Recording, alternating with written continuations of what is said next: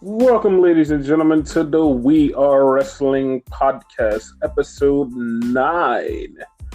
This has been a huge week in wrestling. I'm your host, Viral Viper, aka Viper Freeze, with my co-host. The Renegade Enigma, what's up, y'all? So, let's talk about this week in wrestling. I don't know why I'm sounding like that. It's just weird. I'm gonna stop. You have too much power. That's a great show. Let's start there. Okay. I love that show. NWA Powerrr on YouTube. If you're not watching it, please go watch it. Please go support. Great show. It's a freaking great show. I have like a love-hate relationship with it. You know what I mean? Like, because, okay, you grew up more of a WCW person, so like, that's more your taste. Whereas I'm more of a WWE guy, and WWE was never like that even back in the day. So like the whole studio and all that, like the promos and all that, like I really don't like that. But like a lot of the wrestling is good, and I'm not shitting on every single person. It's like a few, because there's a lot on there that I actually like. They brought back Mr. Anderson. Those of you might know him as Mr. Kennedy. Colt Cabana was there. Kenny King from TNA days, and along with Homicide. What's his name? Tom. I forgot his last name, but Bram. Like he kept calling him Bram. Dude. Yeah, that one guy that you said is gonna star. I forget his name at the moment. You're gonna remember as soon as I say that. But like his name is Ricky Stark. Stark. He's good. He's a fucking star. Yeah. But yeah, it brings me back. Like just watching the show brings the feels back of old school WCW. It just brings back the feel of like the 80s. It's just so awesome. They even have commercials, 80s commercials in the show. They're fake as hell, but they're 80s commercials in the show. It is fucking awesome. The show is awesome. The promos are hilariously great. Like Damien Sandow, Aaron Stevens is in NWA, and he cut this promo in front of the crowd, and he was talking about being an actor. And they kept calling him an extra and a stunt double. It was so fucking hilarious. And Ricky Starks cut a promo. Ricky Starks wrestled Trevor Murdoch. And if you watch WWE, like in 2004, Trevor Murdoch and Lance Cade, Trevor Murdoch is still wrestling, and he's in NWA. And he lost to Ricky Starks. Yeah. He looks exactly the same. But Ricky Starks, he beat him and then cut this amazing promo. And I was like, dude, Ricky Starks is a fucking star. Yep. James Storm is the NWA North American champion. And he comes out and cuts this promo. And this promo had me so hyped. I'm not even a huge fan of James Storm. I was so hyped for James Storm. The show is just, it just gets you in the feels. And the wrestling, like their squash matches, most of them, and it's just like totally one-sided, and like the guys shine, and it's fucking awesome. They usually have like the main event is just a match between like two actual wrestlers, and it usually plays into the story, but the whole show is just awesome. It's on YouTube. It's free for everybody. Please go watch it and support NWA Powerrr. It is fucking awesome. Yeah, like I said, I'm not a huge fan of it. I love the wrestling, and like I'm slowly getting into it because again, like I wasn't a WCW guy growing up, but like it's not bad at all. You know what I mean? I'm not hating. It just like it wasn't my forte then. It's something to get used to if you're not used to that style. You know what I mean? The one thing I'll say, the crowd was hot. You know what I mean? Like they weren't like, I want to say it was the last episode or the episode before that, we talked about the toxic fans. None of those seemed toxic. Like you kind of felt the love of wrestling through them. You know what I mean? It's one of those wrestling shows that gives you the feel of, if you love wrestling, this is the show for you. Yeah. It's just wow. Like just wow. There's all I can say about it. It's just wow. Yeah, it was good. Like, don't take me not saying it's not for me as it's a bad thing. You know what I mean? I'm gonna continue watching it regardless. You know what I mean? But yeah, you guys check it out. Yeah. And speaking of YouTube, let's talk about AEW Dark. I really like the concept of the dark matches, the matches we had before AEW Dynimite. Is they put them on YouTube and let everybody see them. But this week they had like a really big match, and they just threw it on YouTube and never talked about it again. It was Joey Janela versus Kenny Omega in a street fight. And they did some crazy shit. And it's like, well, that was on YouTube. Who gives a shit? Like, wait, nobody's going to bring it up? Nope. Doesn't exist. Like, oh, okay. Well, that's it's like, because I haven't watched it yet. So, in essence, it's basically AEW just because. Basically. Oh, okay. It's like, and when Kenny came out this Wednesday, it was like it wasn't even reflected in his record as a 1 win for a singles match. So if you're going to count everything, like count AEW Dark, please. Yeah, just make me watch just because. Yeah, because the Wednesday also. So what the hell? I have enough wrestling to watch, and I don't want to watch something just because it doesn't make sense and there's nothing to it. Yeah. Please make it make sense. Thank you. Exactly. So let's get into what? What were you going to say? Nothing, but yeah, go ahead. So let's get into the WWE 2019 draft. Let's get into the draft. It was weird, in my opinion. It was so super weird. It was just ridiculously. Some of the stuff that was happening was like, what the fuck? There were people that were getting drafted to shows they were already on. And it was like, why? Just why? Explain to me why. You know why? I don't know why. SmackDown, what was it? AJ Styles and the OC on Raw. Like, what the hell? Drew McIntyre got drafted to Raw, who was already on Raw. Yeah, exactly. Why? It's just so fucking dumb. Yeah. They made a few little changes here and there. They put Becky officially on Raw and Charlotte, who was the female Miz during draft time, who gets drafted to every show each year. So Charlotte's on Raw this time. It was a lot of weird things. Sasha's on SmackDown. Some of this stuff doesn't make any sense.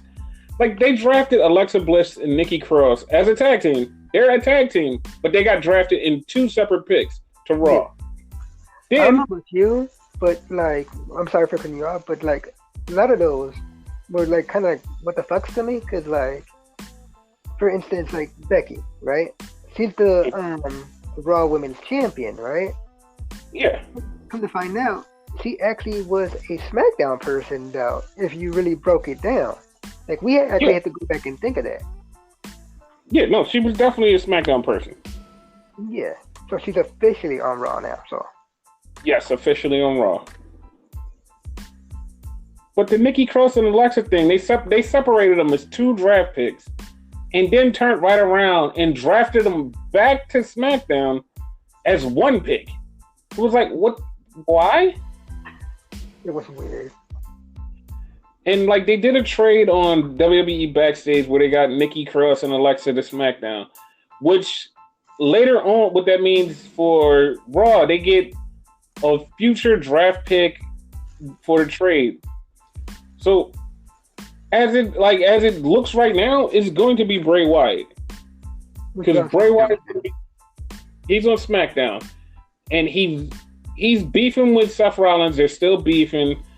We're going to talk about why they're still beefing. But there's a few matches coming up that's going to have Seth Rollins versus The Fiend. And they're going to draft him back to Raw because it's going to be for the Universal title. And that's weird. But I don't know. Whatever. Yeah.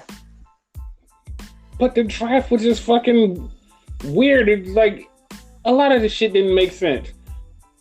And then the people that didn't get drafted, that were just basically floating around, at the end of the day, they just wound up staying on the fucking show that they were on. Mojo Rawley, what is that guy's name? No Way Jose. They just fucking stayed on Raw. They stayed on Raw. Dana Brooke stayed on Raw until she got drafted this morning when WWE decided, hey, fuck it, we're just going to throw her on SmackDown. Now she's on SmackDown. Have no fucking clue what's going on. None of this shit makes sense to anybody at all. Sorry. Shit. Like, Mandy Rose and Sonya Deville were on SmackDown, and they were free agents. Guess where the fuck they wound up? Right back on fucking SmackDown. The fuck is the point? What is the point? There is no point. Chad Gable got drafted to SmackDown. But wait, Chad Gable was already on fucking SmackDown. This draft made no fucking sense. If it was going to be a real draft, people should have got drafted to fucking different places. Like, it's... In Shorty G? I hate you. You already pissed off, so I had to go there. But go ahead. I hate you. But yeah, it's like, the fuck? Like, this draft could have been better. We're going to see how it turns out. We're just going to... Whatever. It's happened. It's there. I'm going to calm down. You tell me your takes on the draft. And fuck this draft. Weirder is the fact that, okay, first of all, they had, like, I want to call her a host, Stephanie. Yes. Like, he was hosting it, whatever, and she was on both shows. Okay. There's no longer general managers, what have you, and whatnot. But in my mind, they're two different shows, two different channels, two different fields. So I expected one show to differ from the other the way they did it. Exact same way. They did have, 5 or 6 rounds. And each round had like 5 or 6 people in there, or teams, and it was just weird. It was just fucking weird. The funny part about it, like, I don't know if it was, like, you told me about it, I don't know if it was on Twitter or WWE.com itself, where they kind of sort of leaked everything before it happened. Okay, they sent out like an email thing, and the email had like, these are the people who's in the draft pool, and it was out there, and it was on WWE.com. Okay. If you look at the pool, the draft pool, the exact order of everybody getting drafted was on that draft pool. Everybody from top to bottom got drafted the exact same way it was on that pool. Nothing changed. It was exactly the same. At one point, they switched it up, though, because they caught on that we knew. So They switched it up, but still wound up going back to it eventually. And it's like, what the fuck, man? Like, the fuck?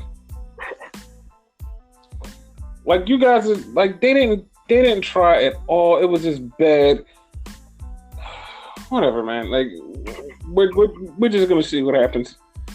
And like the way they was saying it, right? The way they described the draft at first, it was like 70 picks.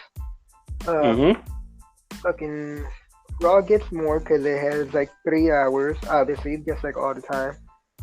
SmackDown gets the first pick, but everyone else, they can, like, the way I understood it is they can go wherever the hell they want. Like, they can fuck around. That's exactly how it was supposed to be. That's how it was supposed to be, but they fucked up. Yeah. So I expected people to go NXT. None of that happened. So. Not at all. Like, the fuck, man. Yeah. Fuck. Let's talk about the show that was SmackDown and/or Raw. Okay. SmackDown started off with Roman Reigns versus Seth Rollins for the number 1 pick and the draft. The Fiend showed up and like kidnapped Seth Rollins, but let him go. And then the match was over, and no one has no fucking idea who won, so they just went with the draft and said fuck it. And they never said who won. I don't give a fuck what anybody said. They never said who won. They never said who won by disqualification. None of that shit. This was another fucking WWE fuck up where they fucked up Nobody won. Fuck that shit. Nobody fucking won. I mean, fuck. if you analyze it though, right? Mm-hmm. So, okay, like the match was over and whatever. Technically, SmackDown should have won that because DQ, right? Wrong. Raw got the first draft pick though. Exactly. Raw got the fucking first draft pick when SmackDown should have won. But hey, whatever. Whatever, guy. Whatever. They had a cool match between the OC and don't remember how it wound up. Oh, I do remember how it wound up. AJ Styles got caught with Trouble in Paradise, and there's no follow-up to it because both teams are on two different brands. We'll never see follow-up to it, and that's it. That's how that rolls.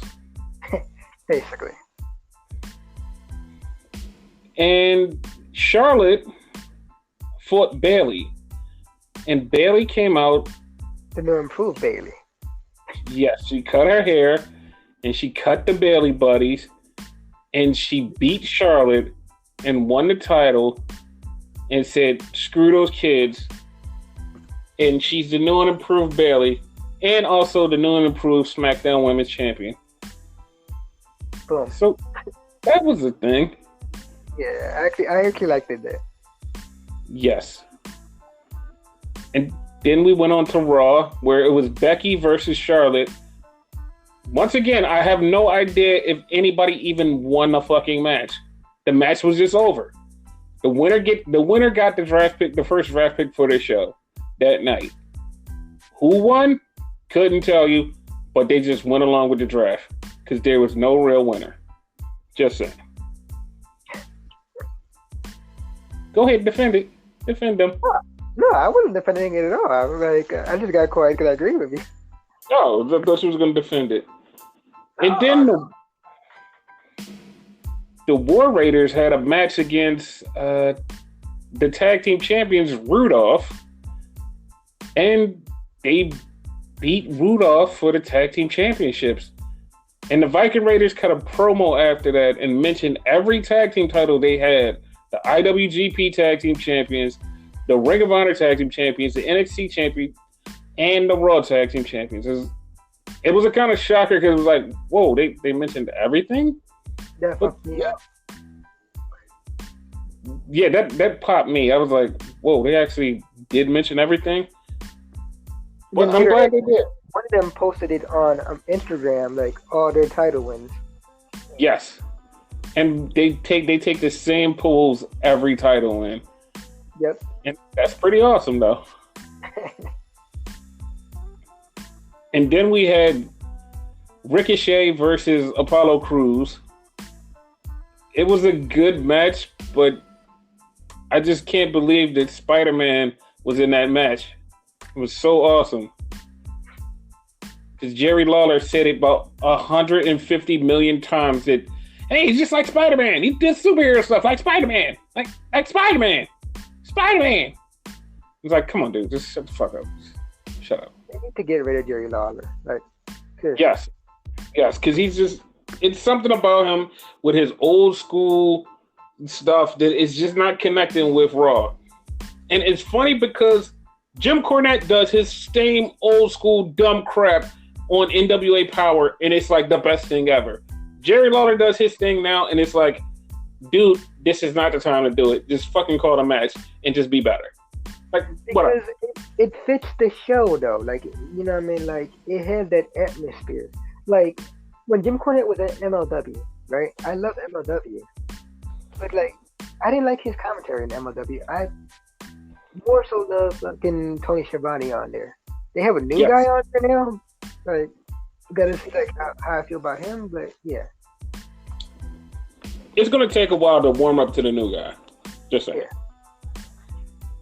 I think his name is like Alex something. I couldn't catch the last name, but his name was like Alex something. He's kind of more laid back than anybody because Rich Mulkini was taking over most of the work in MLW for the commentary, and it's like, yeah, I want to hear from the new guy. He'll just like say, yeah, and then like just lay out and it's like, dude, you're supposed to be the lead announcer here. Come on, like keep up with Rich. Yeah, like he was like, I don't know, it was weird. Like he really didn't say anything at all. He said a few lines, but like they weren't memorable lines or lines that you go, "Oh shit, that's cool." It was like he's here and he's here. That's all. But yeah, back to Raw. Yeah. So they did a tag team match at the end of the night. The tag team champions, the Kabuki Warriors, versus Natty and a mystery partner. So the whole night it had everybody going, "Oh, well, who's going to be the mystery partner?" You know who a mystery partner was? We even talked about it. We went through. It either was like a returning person. Well, I said a returning person, like for instance, like a Nia Jax or something like that. And you said probably a new signee. Yes. You know what And we were both wrong. It was Lacey Evans. And for those who don't know, for the last 3 weeks, Lacey Evans and Natty been trying to kill each other. And now they were a fucking tag team together. I was like, what the fuck? I feel like it's longer than that, but okay. It's been longer than that. I just remember the last 3 weeks them trying to kill each other. She hit her with a trash can last week. Like in the face. What the fuck? And now they were a tag team. But they lost, thank God. And then we had the most controversial part of the show that has everybody talking and speculating. So Seth Rollins in the beginning of the show said he was gonna go fiend hunting. And he went and found a fiend at the Firefly Funhouse, and he did what he does to everything in his whole entire life. He burnt it down. That pissed me off. That legit pissed me off. That pissed a lot of people off, and that led to a lot of speculation going, hey, they burned it down because Fox doesn't like that. That's not why they burnt it down. They burned it down for shock value. Okay. It was basically for shock value. They like give him something. The Firefly Funhouse will probably be back, if not next week, the week after. Just saying. And he's definitely coming to Raw because he has a bunch of Raw title matches. There's one cage match advertised in November. And also, the biggest one, the Crown Jewel one. It's a Falls Count Anywhere match in Crown Jewel. Seth Rollins versus The Fiend for the Universal title. Which that fucks me up, though, because Seth Rollins also has another match at Crown Jewel, which is Team Hogan versus Team Flair. And he's the team captain of Team Hogan. Wait, they just announced earlier today that he is no longer on Team Hogan. Oh, really? So he's gonna. Yeah, they actually fixed it. They thought about it and said, "Fuck it, we fixing this." Okay, so who's the team captain now, or no one knows? They didn't make one yet. Okay. All right, like I didn't know that. That's why you're the news guy. But Bray Wyatt Fiend versus Seth Rollins in the Falls Count Anywhere match. The last time they had a weird Falls Count Anywhere match, it ended in a DQ. They just versus some other show. Or were they? Yeah, I thought it was Nakamura. It was Nakamura. Yeah, I know they did Styles for sure. And if this ends in a fucking DQ, don't ever put the Fiend and Seth Rollins near each other again. Fucking separate them to the ends of the earth. Never let them touch. Never let them be near each other. Fuck that. Keep being on SmackDown.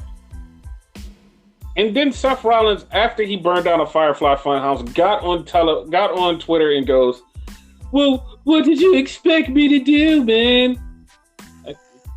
Nothing. You could have just walked the fuck away and just said nothing. Just leave it alone. Leave the fuck alone. But no, he had to be a dickhead and do his dickhead thing. Congratulations. Congrats. Like, he irks me on fucking Twitter. He irks everybody. He irks his own soul.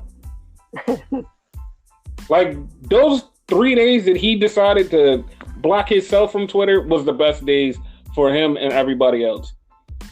Like, dude probably is a nice guy, but like, you're coming across like an asshole. Like, just stop.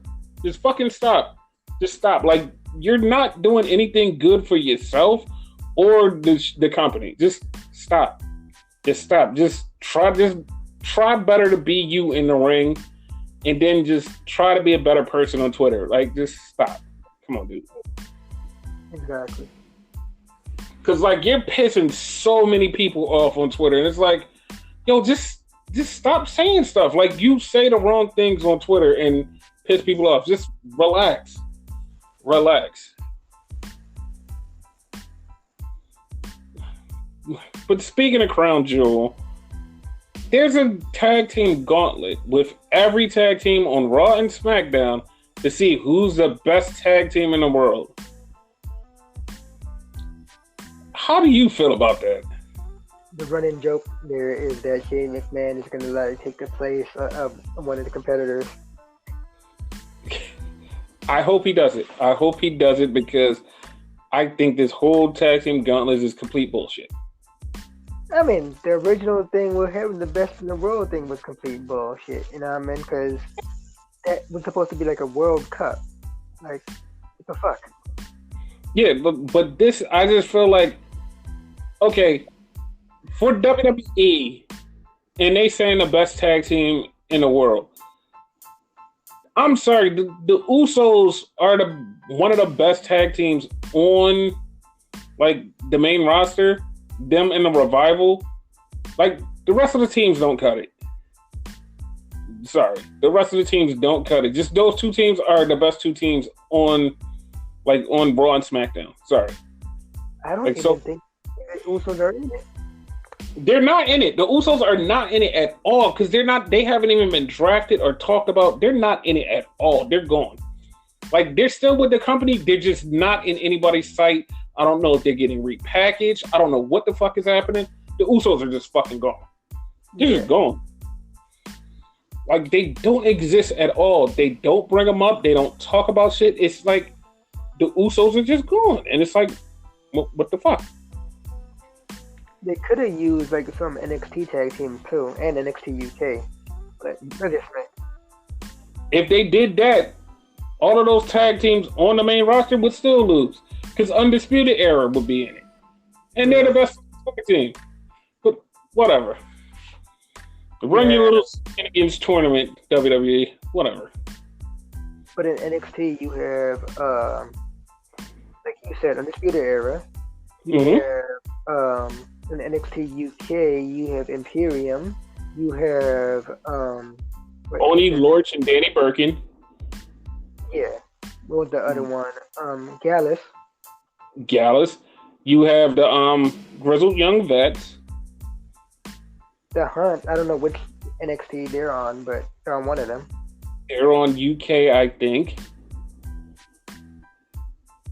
See, it's just so many good tag teams at NXT, but hey, they just want to do this main roster thing. Whatever. As for my thoughts on it, because you asked me my thoughts, like, I don't care. That's how I feel right now about it. I don't care. Don't care. Yeah. Like, to be honest with you, I don't care about the whole show. Oh, come on, man. You got to care because it's going to be Mansoor versus Cesaro. You got to care about those guys. What's the last relevant thing Mansoor did except win the Greatest Royal Rumble, which still is not relevant then? He was on D.O. Madden's Twitch. That's it. Ha. D.O. Madden's Twitch. That's the last relevant thing he did. Ha. Now, take that. It's not even relevant because he doesn't even use it anymore. He let everybody else use it. All righty. All right.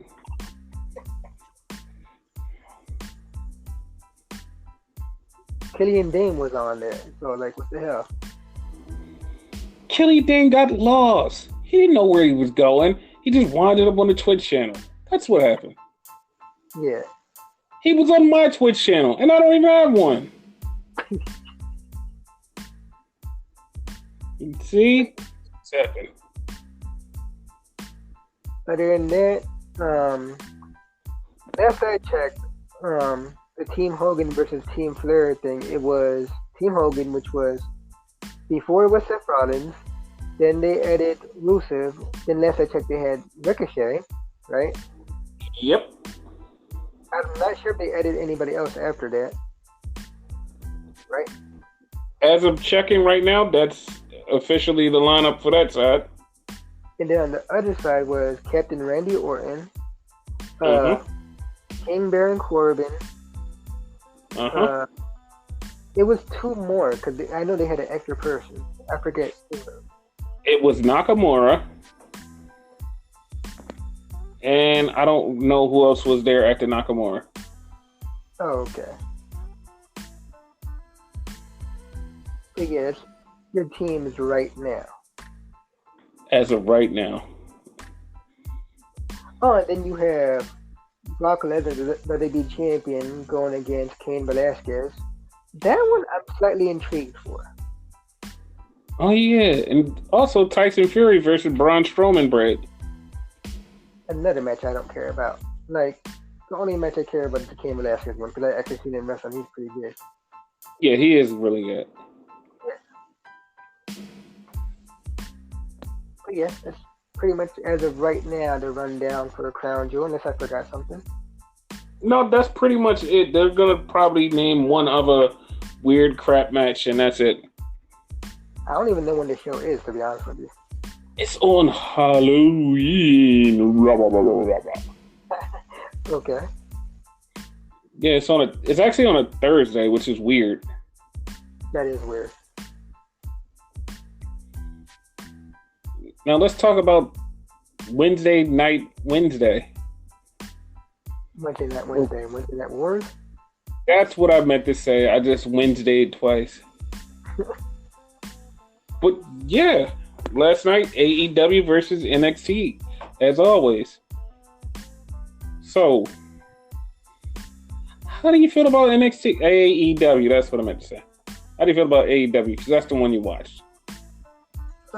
Once again, like, it was lackluster. Only thing I really liked probably was the main event, which was Darby Allin versus Chris Jericho. I almost said Cody Rhodes.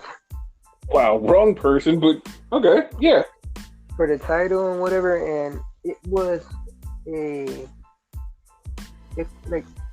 what was the match? Because like it's so many variations of that match. It wasn't hard. It was supposed to be a street fight. Street fight, okay. Because you know, it goes by different names. It's all the same shit: hardcore, extreme rules, whatever. Yeah. It was okay. Like it was okay. Like, the match was good because Darby Allin was in it. That's what made it good. That's the only one that comes to mind for me.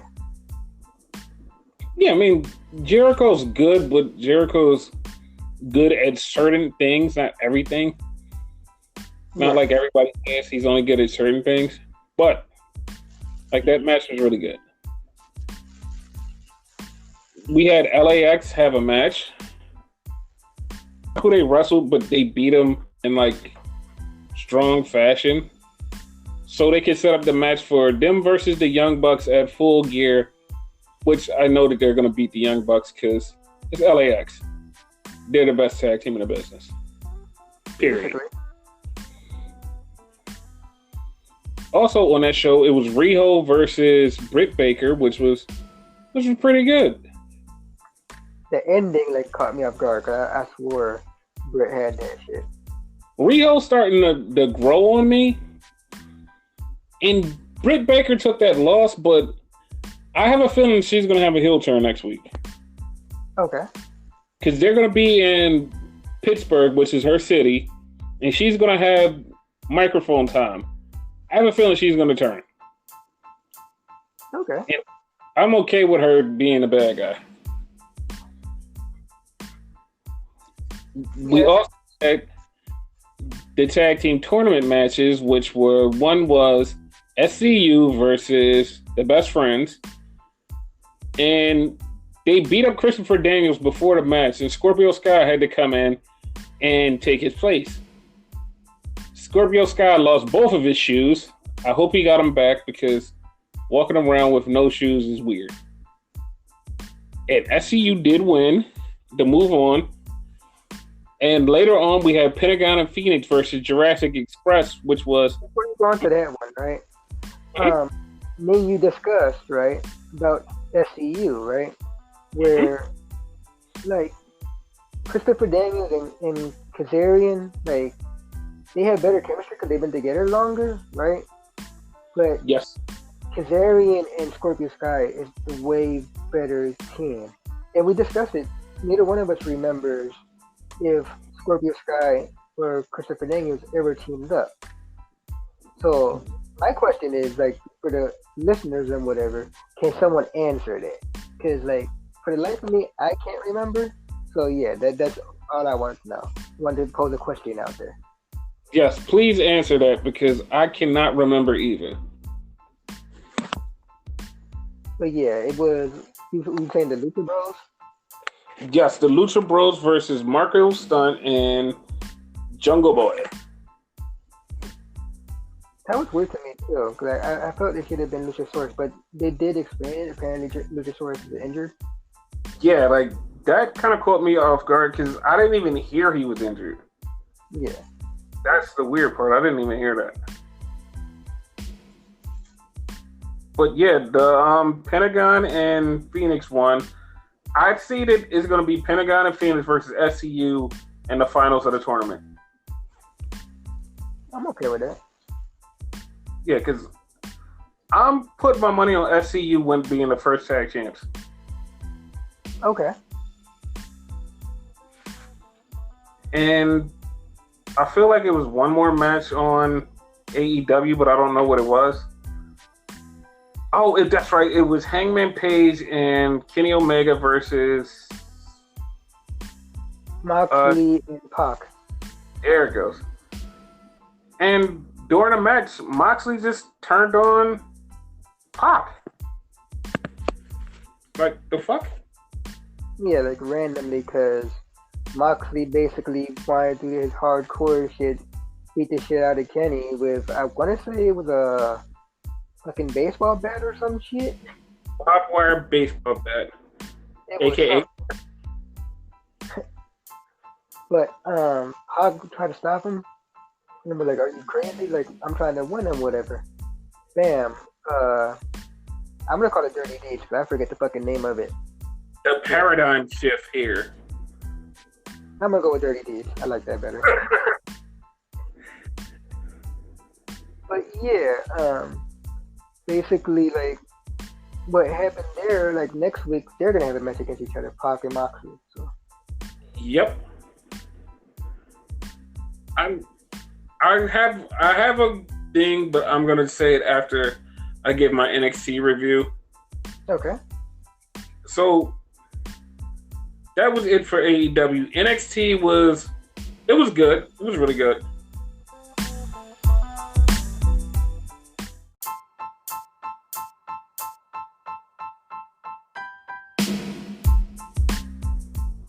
So Roderick Strong ended the match between Keith Lee and Donovan Dijakovic.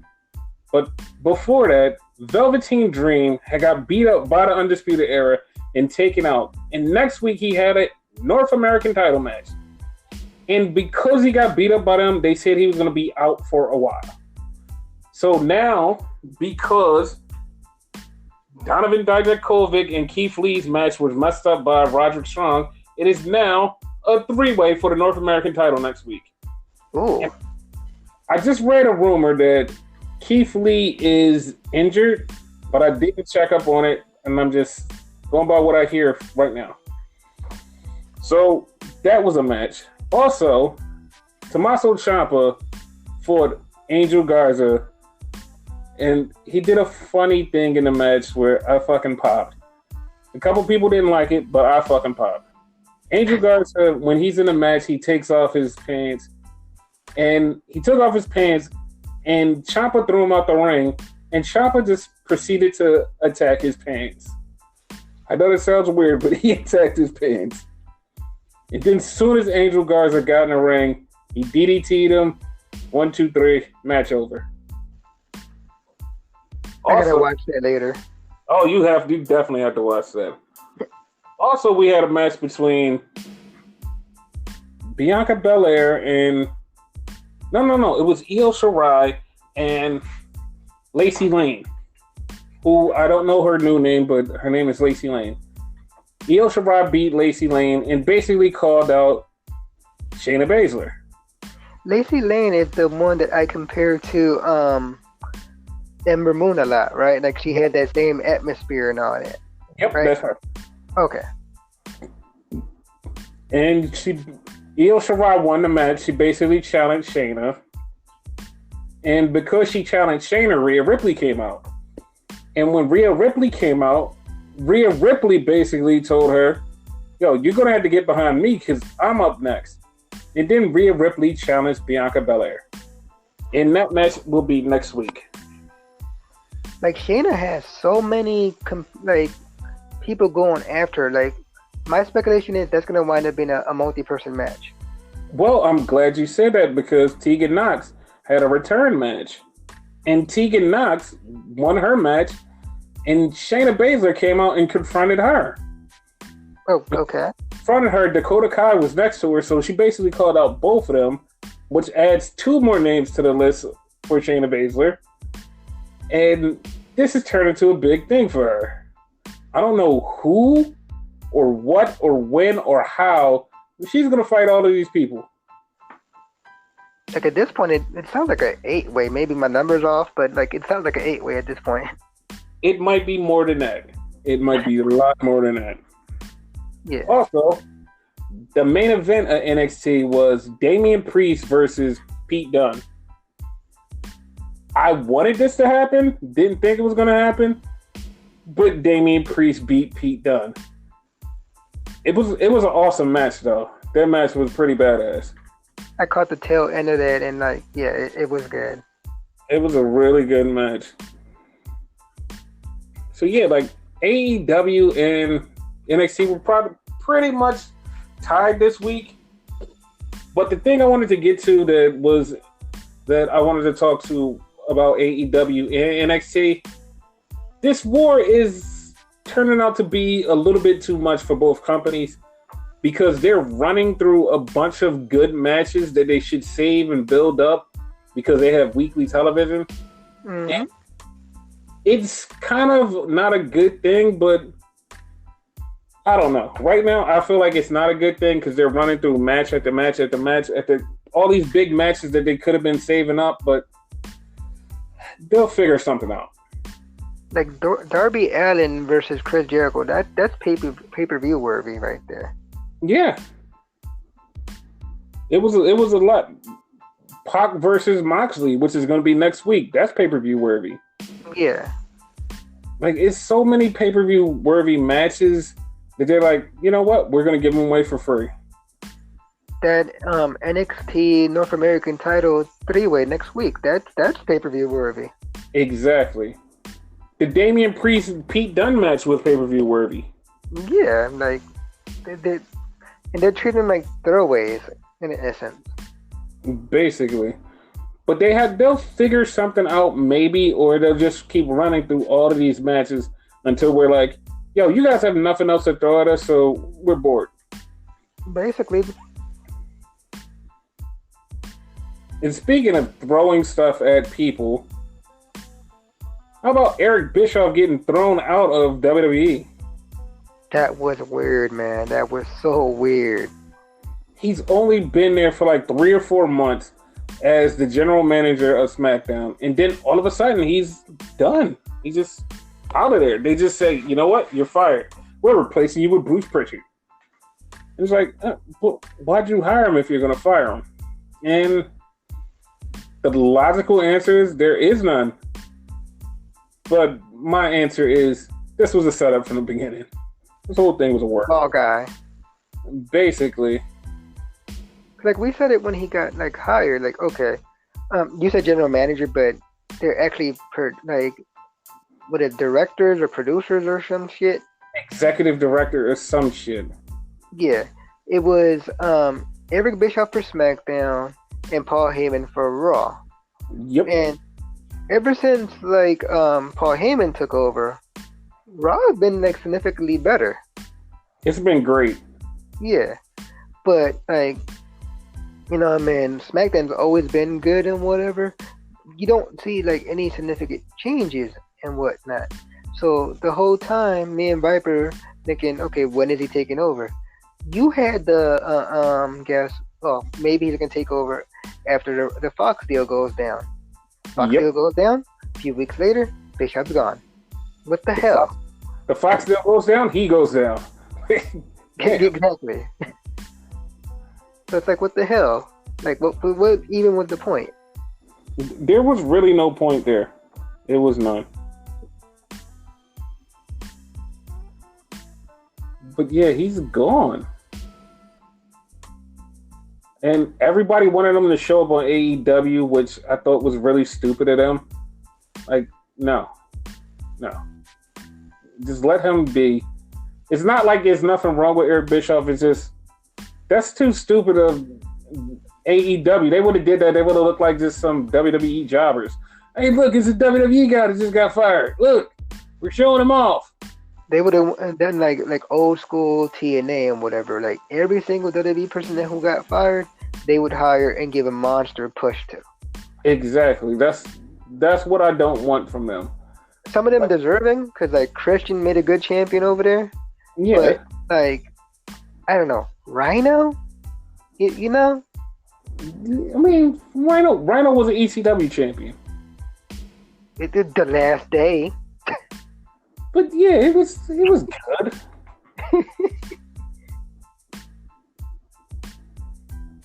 But yeah, that's a thing. Like Yeah. they shouldn't do that. Like Bishop just needs to go off into the sunset. Just forget about wrestling. That's initially what he was going to do. Yeah, just do his podcast because that's okay. I agree with his podcast.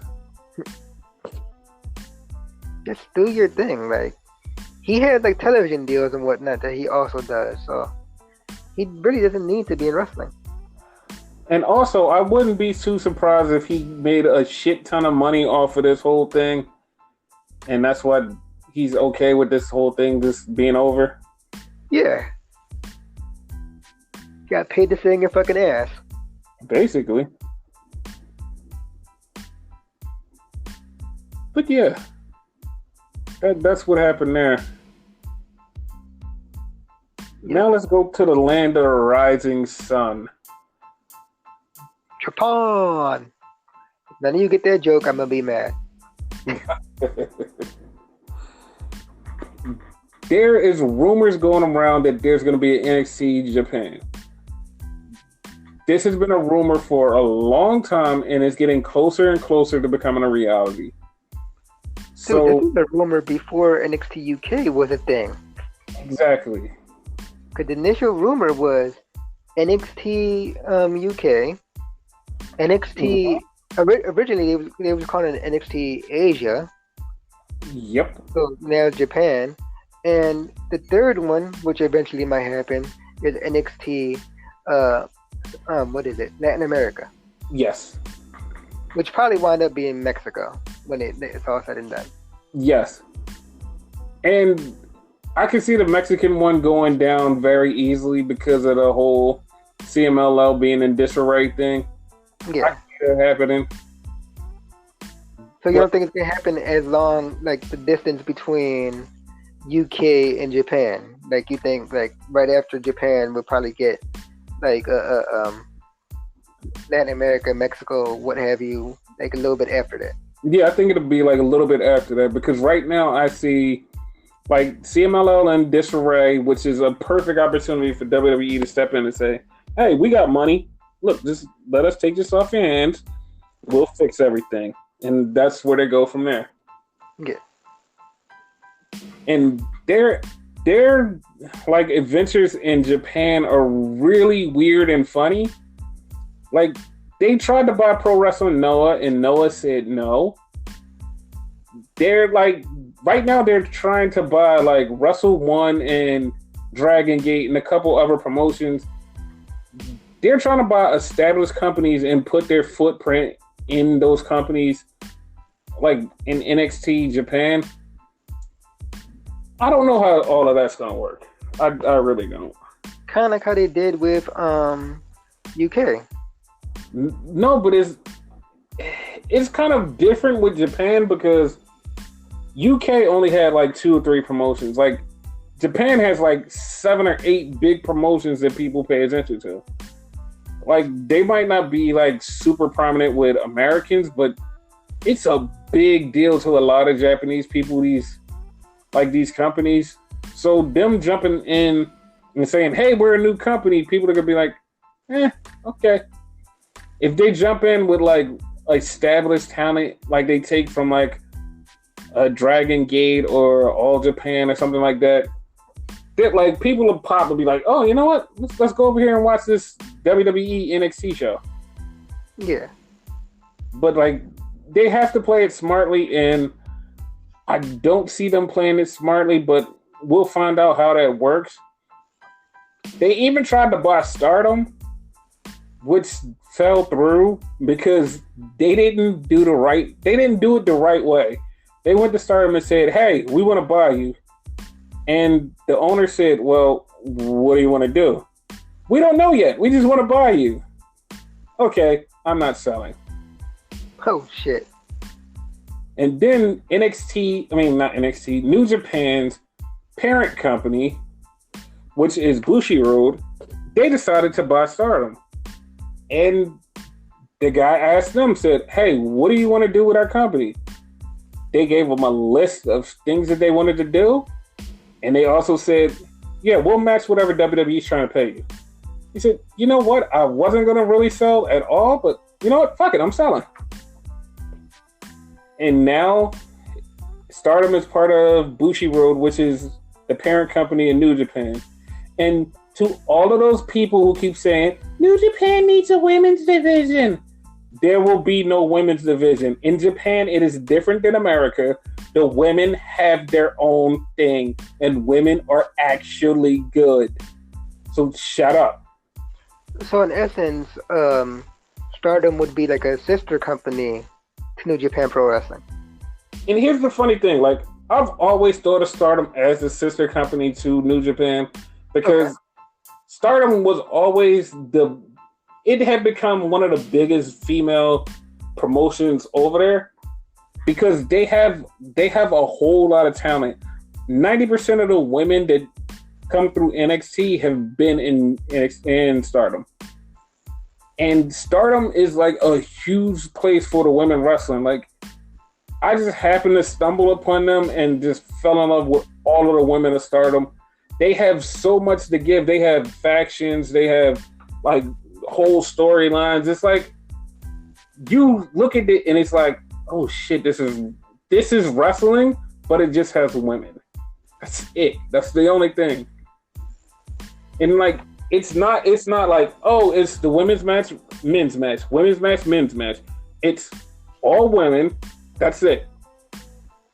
And the thing is, it's like it started to grow so much that the whole entire audience, like in the beginning, it was just like women and men.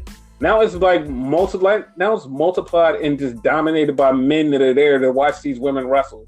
Not in no like pervy way. They're just there to watch them wrestle and watch these storylines unfold. Like, they're actually good.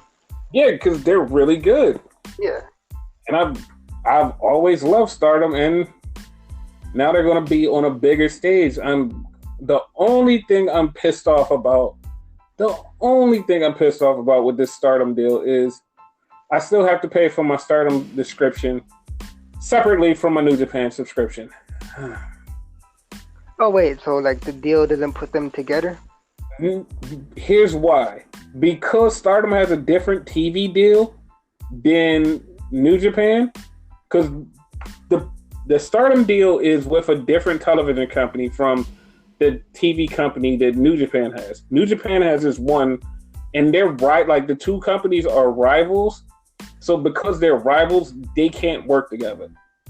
Until the deal is done, they can't work together. Okay. So like, I think probably like in the next 2 years, when the television deal is done with Stardom and the other station, they'll probably be able to switch over to New Japan World. But as of right now, on SmackDown, right? Yeah, it's something similar to Raw and SmackDown, like USA and Fox. It's just like that. So I'll just have to pay another $9. This is okay. Whatever. I mean, in retrospect, at least you're not paying for pay-per-views. Exactly, and hopefully they do change up one thing with Stardom. Instead of, like, Stardom will have a show and they won't be live. It'll be like a day or two delay. And I just want to see it live. And I hope that once New Japan steps in, Bushiroad steps in, everything will be live and we don't have to wait. Which would super be great. But yeah, that's my Stardom take. Sounds like a good thing. Definitely a good thing because, I feel Stardom will be on the level of New Japan as far as women's wrestling in the next year. Okay.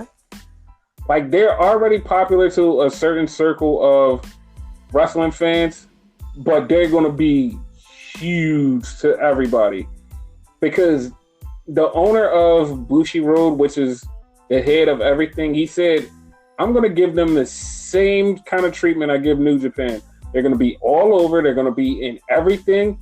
The way New Japan is the biggest company in Japan, they're going to be the second biggest company. And I'm like, well, goddamn, that makes sense. And they took a picture, like, afterwards, and everybody just, like, popped because it's this feel that when they do the G1, that the guys go take a picture in, and it's, like, it's kind of a monumental thing. And after the press conference, all the women of Stardom went out there and took a picture in that same field, and everybody was like, oh, okay, that means they really care. They care. Because it just meant something different. It was like, oh, they care. They care. So yeah, that's the thing with Stardom in Japan. That's awesome. Hey, you had something you wanted to talk about, the Lethal Lottery. Let's talk about it.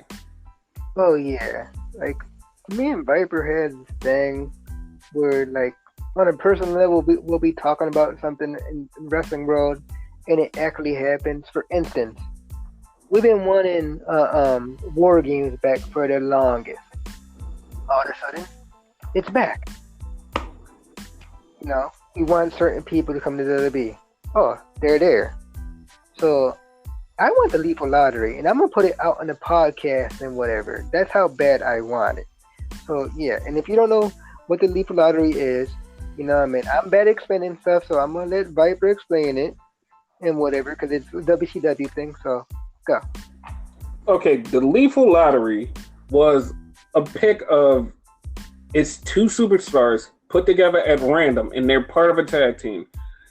And it could be two bad guys, like two good guys, a bad guy and a good guy, two guys that are feuding.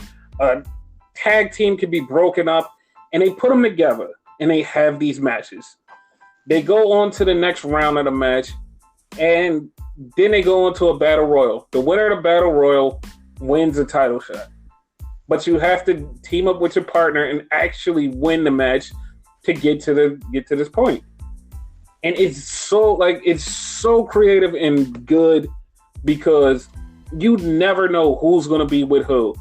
Like, you'll have one person walk out, like Seth Rollins will walk out, and he'll pick the person that he's going to team up with, and he'll probably team up with Bartender Corbin. Just random. And then their opponent will come out, which will probably be like Roman Reigns or somebody. And Roman Reigns would have to team up with The Fiend or somebody like that and be like, okay. They have to have these matches, and whoever wins go on to the next round. Or you'll have something even crazy like Seth Rollins and The Fiend in one team. You could have, you know, the reunited shield of Seth Rollins and Roman Reigns. You know, like anything can happen. Seth Rollins and Chad Gable. Yeah. Or Mojo Rawley. I was trying to think of somebody that sucked. Chad Gable's actually cool. Yeah. Kurt Hawkins? Mm-hmm. You know? Yeah, just like that. You can, and I'm bringing old people. You could have something, for instance, you could have a Hornswoggle teaming up with the Great Khali. It'll be just like that. Like, they totally random and whatnot, you know what I mean? Like, you could have some crappy things happen from it, right? But you could also have some awesome stuff happen from it, too. Exactly. I want to say at one point, like, in WCW, and correct me if I'm wrong, because, again, you're the WCW guy, you're the informative guy. They had one where it was Sting, and he was forcefully, like, teaming up with Cactus Jack, which at the time he was feuding with. Yes, that was a thing. And Cactus, like, halfway through the match, or maybe it was the beginning of the match, he beat the shit out of him. Yes, he did. He beat the living crap out of him. That was funny. Yeah. Like, it's so interesting and whatnot, you know what I mean? And then, like, at the end of it, you could have someone you always wanted, like, to finally get a push, you know? Basically, because in one of the lethal lotteries, DDP won. And DDP was like a nobody at the time. So yeah, like anything can happen in a lethal lottery. So I want that. Yes. And speaking of things we want, I'm putting it out on the podcast. Killer Kross to a major wrestling promotion. Please. I know he has this little fiasco thing going on with Impact where he's kind of stuck under contract and they won't let him go. Please put Killer Kross in AEW, WWE, MLW, New Japan, somewhere. Please, for God.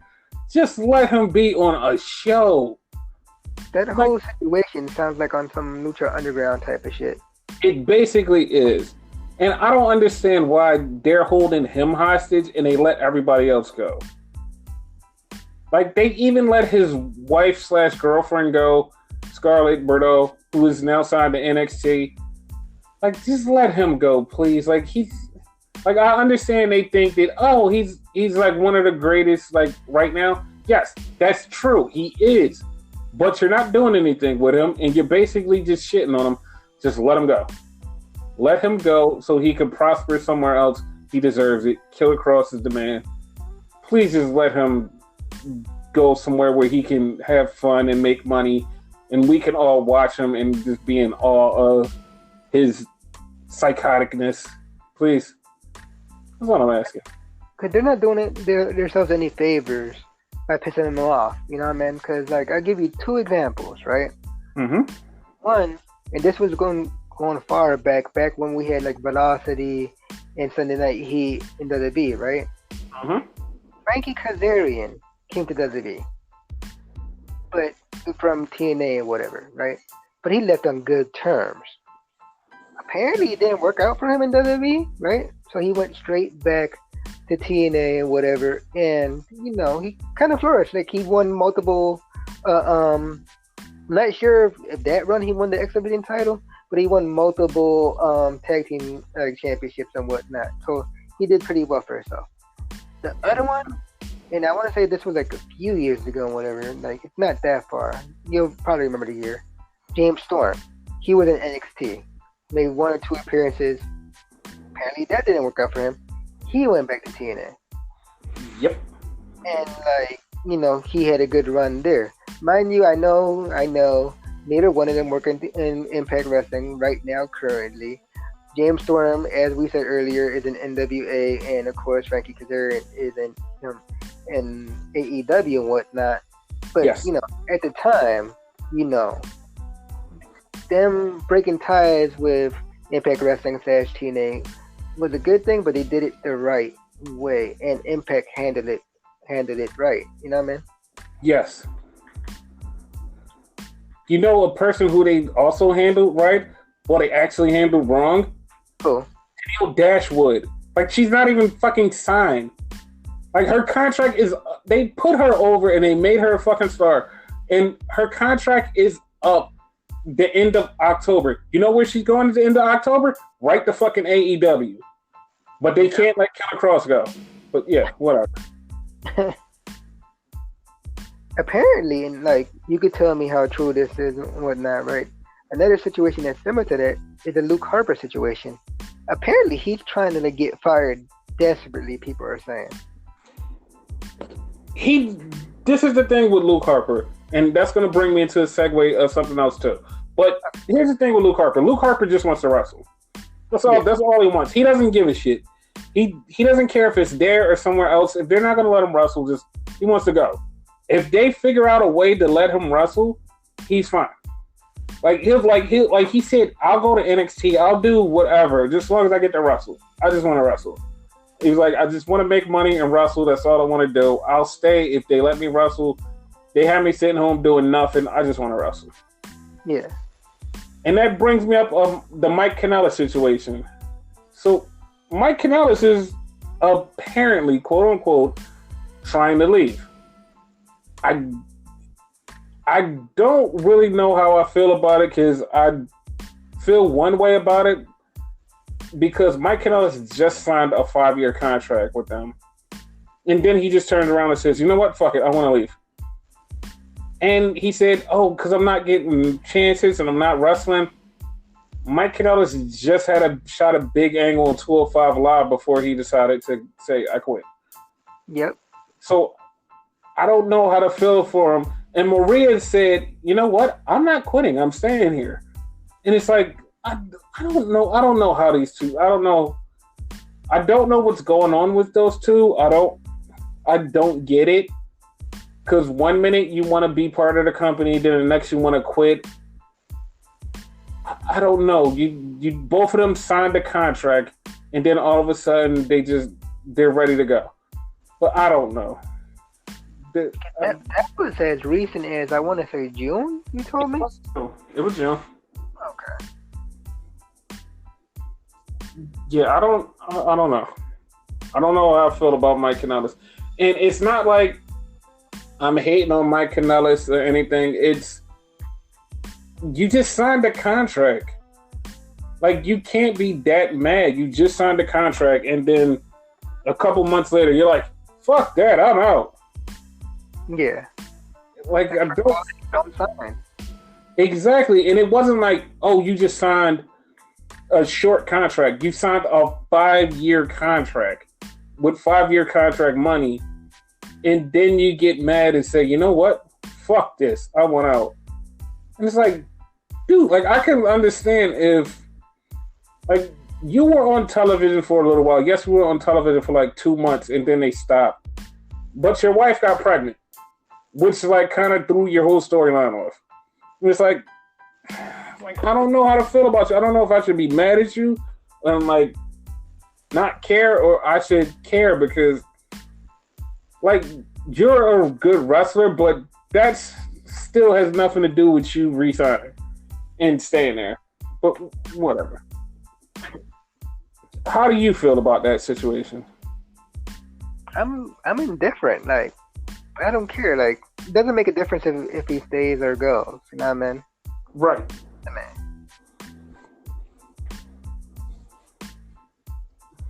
Like, we'll see tomorrow night on 205 Live if he shows back up. Because, like I said, he does have an angle on 205 Live. We'll see what happens on that show. Yeah, because he's supposed to be, like, quote-unquote, be, like, friends with Brian Kendrick right now, so. Yes, and he has beef with Akira Tozawa. Yeah.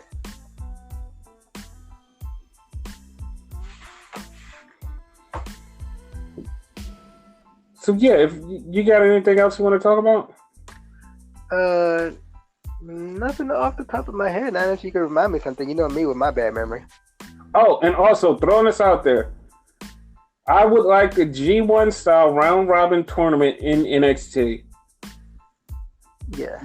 Yeah, I want that in NXT, and I want it to happen soon. I want people to get points for tag team matches.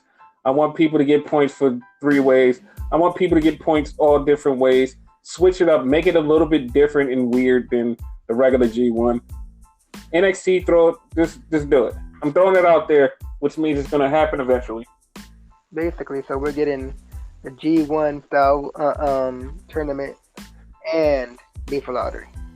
Oh. Yep. So yeah, like nothing else. Nothing else. Okay, well, I guess we end it with a Beef Lottery.